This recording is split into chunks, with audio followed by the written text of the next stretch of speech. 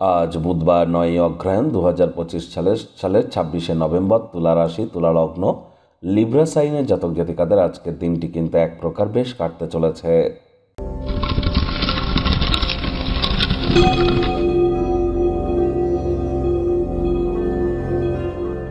ভিডিওটির শুরুতেই স্ক্রিনে আপনারা দেখতে পাচ্ছেন বুধ গ্রহের বীজমন্ত্র ওম ব্রাং ব্রিং ব্রং স বুধায় নমঃ। সকাল দুপুর সন্ধ্যা 3 বেলায় 108 বার এটি জপ করুন না, আপনাদেরকে অত্যন্ত উপকৃত করবে। বুধ গ্রহ হচ্ছে গ্রহদের যুবরাজ, বিদ্যা, বুদ্ধি, ব্যবসা এবং কমিউনিকেশনের গ্রহ বুধ। অবশ্যই আপনারা চেষ্টা করুন বুধের বীজমন্ত্র সকাল দুপুর সন্ধ্যা মিলিয়ে 108 বার জপ করা। এই সকল ক্ষেত্রে আপনারা নিজেদেরকে মহিমান্বিত করতে পারবেন। আর এর সাথে সাথে বলবো, আজ সবুজ রঙের বস্ত্র সামগ্রীর প্রয়োগ বেশি করে করুন।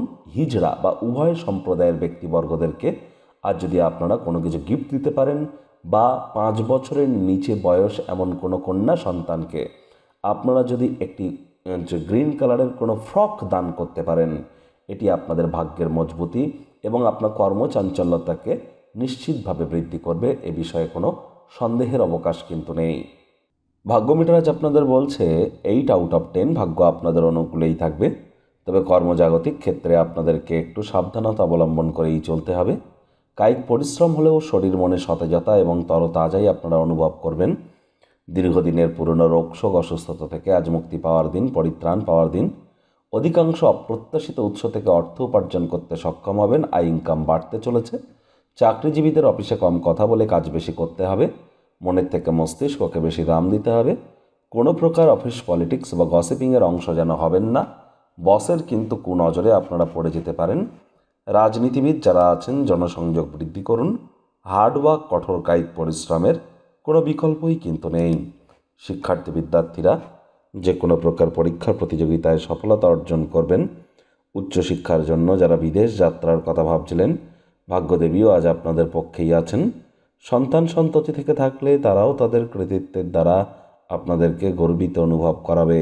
হাউসওয়াইফদের জন্য দিনটি এক প্রকার বেশ। প্রেমিক প্রেমিকা, স্বামী স্ত্রী উভয়ের ক্ষেত্রেই বলবো, ফুল ফুটুক আর না ফুটুক, আজ আপনাদের প্রেমের বাগানে বসন্ত। দিনটিকে যতটা সম্ভব রোম্যান্টিক করে তোলা যায় সেই প্রচেষ্টাই তো আপনাদের জারি রাখা উচিত।